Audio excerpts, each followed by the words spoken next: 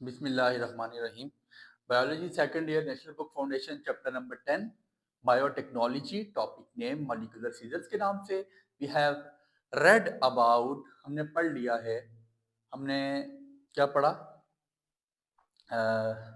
Components हमने पढ़ लिए थे रिकॉम्बिनेंट डीएनए टेक्नोलॉजी के जिसमें हमने पहला कंपोनेंट पढ़ा था जीन ऑफ इंटरेस्ट के नाम से। आज हमारे पास दूसरा कंपोनेंट मॉलिक्यूलर सीजर के नाम से। आपने पढ़ा जीन ऑफ इंटरेस्ट लेते हैं कटिंग होती है। अब कटिंग मॉलिक्यूलर सीजर या रिस्ट्रिक्शन एंडोन्यूक्लियस के नाम से टॉपिक है। जिस तरह जो चीज़ लिखवाई जा रही है अपने कोशिश करना है इसको इसी फॉर्म में अपने पास नोट डाउन करें। बुक से चीज़ें मत लिखें, ज़्यादा बेहतर है। वहाँ पे एक्स्ट्रा चीज़ें हैं तो ये समझता हूँ मैं कि आपको यहाँ से चीज़ कॉपी करनी चाहिए। साथ साथ समझते भी जाएंगे। कहता है it is a natural enzyme. ठीक है, अब सीजर कटिंग करने के लिए इस्तेमाल हो रही है। रिस्ट्रिक्शन एंडोन्यूक्लियस क्या है?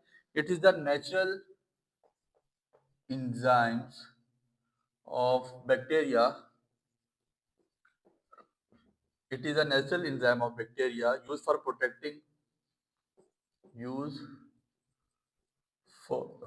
Protecting against virus. It cuts down the viral DNA। आपको पूरी बात समझा के आ चुका था। वायरल डीएनए को कट किया जाता है। It restricts the growth of virus। और क्या हो जाता है? उसको रोकता है कि वायरस वहां से आगे ग्रो ना कर सके। It restricts the growth of virus। ठीक हो गया। जैसे बच्चे लिखवाया जा रहा है ऐसे लिखें, साथ साथ बात को समझते भी जाएंगे। इसके बाद द नेम रिस्ट्रिक्शन। रिस्ट्रिक्शन का मतलब देखें पाबंदी हो जाना, किसी चीज में रिस्ट्रिक्ट करना। The name restriction endo nucleus is given because is the name restriction endonuclease is given because they are naturally found inside the bacterial cell। is given because they are naturally found in the bacterial cell। जैसे लिखवाया जा रहा है ऐसे लिखें। इससे पिछला जो लेक्चर आपको पढ़ाया गया जीन ऑफ इंटरेस्ट का, वो आपसे रिक्वेस्ट है कि वो लाजमी सुन के आइएगा। चीजें साथ साथ जुड़ी हैं, अगर साथ साथ नहीं करेंगे फिर आपको बात समझ नहीं आती है। कहता है नेचर एंजाइम में जो करता क्या है, use for protecting against virus. It cut down the viral DNA. It restricts the growth of virus. The name restriction because they are naturally found in the bacterial cell. ठीक है जी, they are naturally found inside the bacterial cell for restrict का मतलब रोकना the growth of infecting virus। ठीक है जी, किसी जगह virus मौजूद है उसकी ग्रोथ को रोकेगा। और नेचुरली कुदरती तौर पे बैक्टीरियल सेल में पाया जाता है। इसकी डिस्कवरी हुई कब थी? डिस्कवरी के बारे में लिखिएगा। इन 1970 Hamilton O. Smith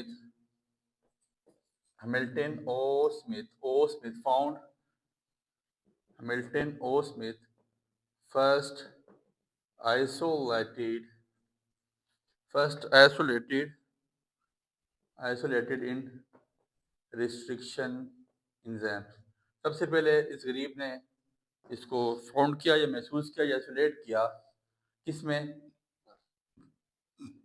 first isolated restriction enzymes. अब रिस्ट्रिक्शन साइट क्या है? ये बड़ा इंपॉर्टेंट टॉपिक है बच्चे, और ये यहाँ से आपके पास टॉपिक बन सकता है फॉर लॉन्ग क्वेश्चन। तो इसको गौर से समझिएगा। रिस्ट्रिक्शन साइट की आपने हेडिंग दे देनी है। स्पेसिफिक डीएनए, ऐसा मखसूस डीएनए। स्पेसिफिक साइट ऑफ, बल्कि साइट लिख ली ज़्यादा बेहतर है। Specific site of DNA on which, जिस पर restriction enzymes on which restriction specific site of DNA on which restriction enzymes cut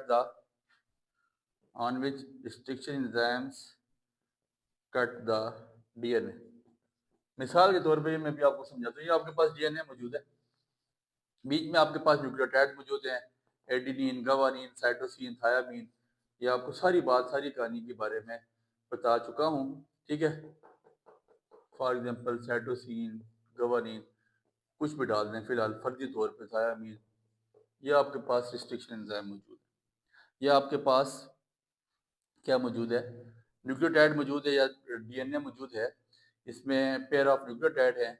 हमने अब इसकी कटिंग करनी है। अब कटिंग बेसिकली होगी किस तरह, कितने तरह की कटिंग होती है, ये बात यहाँ पे हमारे लिए सीखना बहुत ज़्यादा इम्पोर्टेंट है।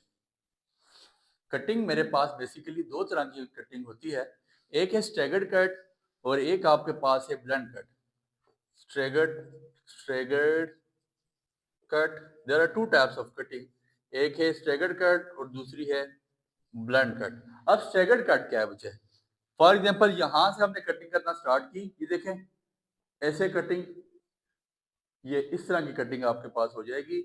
मिसाल के तौर पे आपके पास ये सारा पोर्शन अगर मैं आपको बताऊं, ये पोर्शन अलग हो जाएगा। कौन सा portion, adenine adenine adenine cytosine cytosine thymine thymine thymine, ये ऐसे कट के यहाँ से अलग हो जाएगा। वो पोर्शन आपके पास अलग हो जाएगा, thiamine thymine thiamine guanine cytosine cytosine और थायामीन। ठीक है, ये कटिंग ऐसे होगी, इसको बेसिकली हम स्टैगर्ड कट कहते हैं। ठीक है जी, एक आप यू शेप तो नहीं कह सकते, टेढ़ी सी कटिंग, इस तरह की कटिंग आप देख लें, इस तरह आपका जो डीएनए वो कट किया जाएगा, इसको हम स्टैगर्ड कट कहेंगे।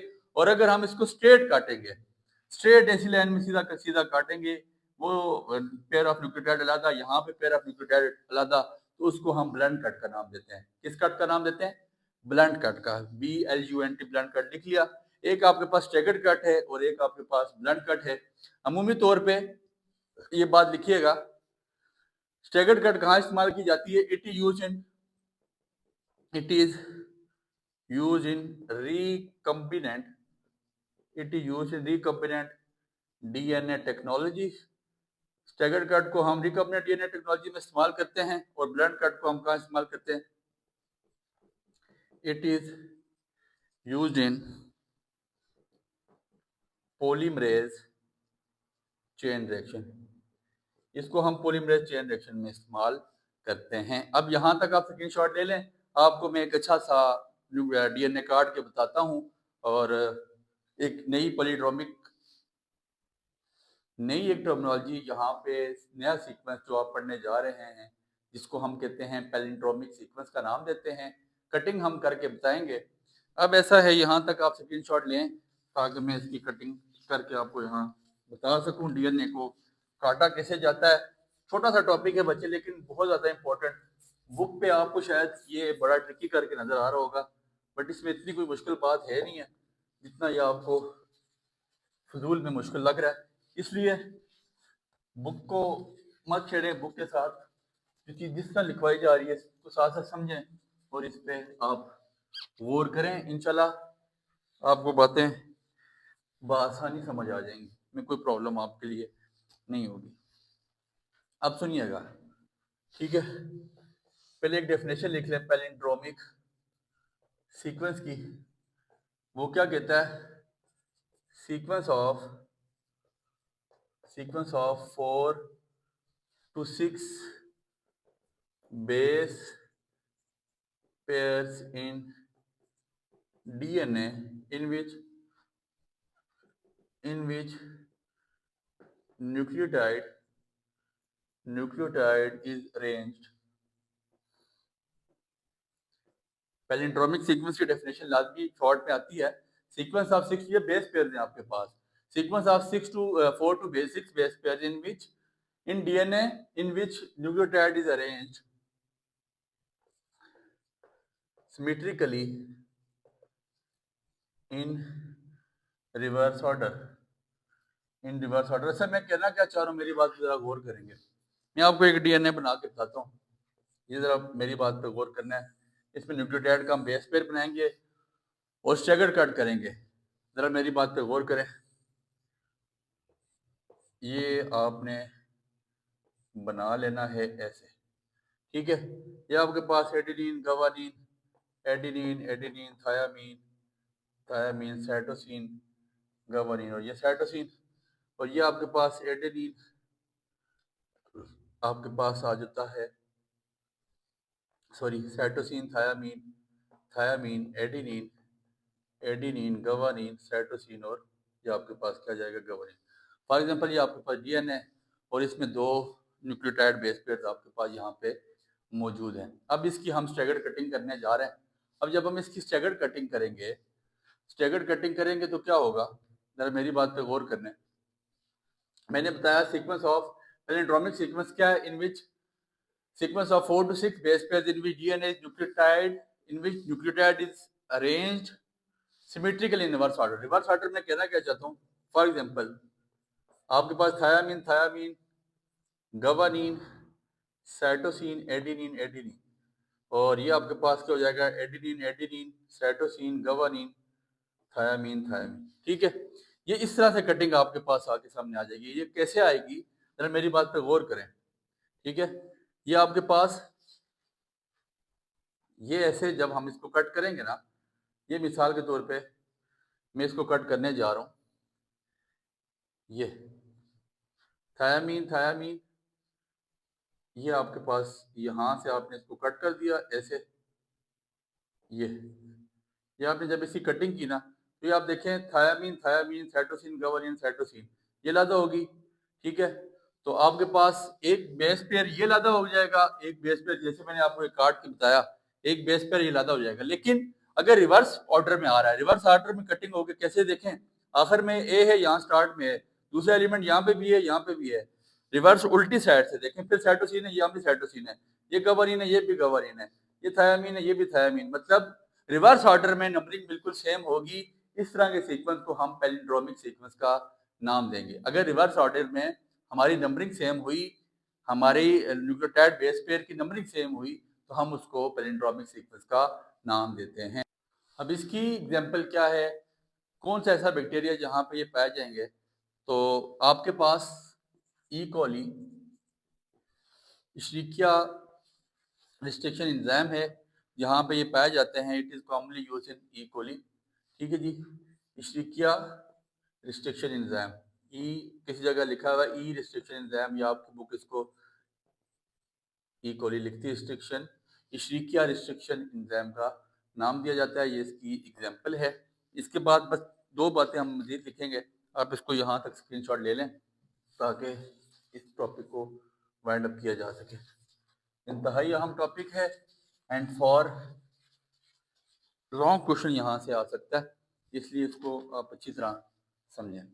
इसके बाद कहता है कट्स बाय रिस्ट्रिक्शन, जब आपने कटिंग कर दी, restriction enzymes produce single stranded,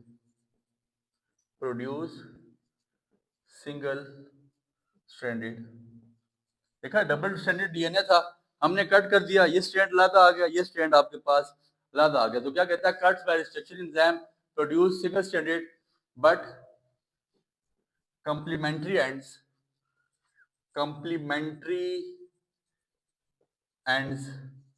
of two DNA chains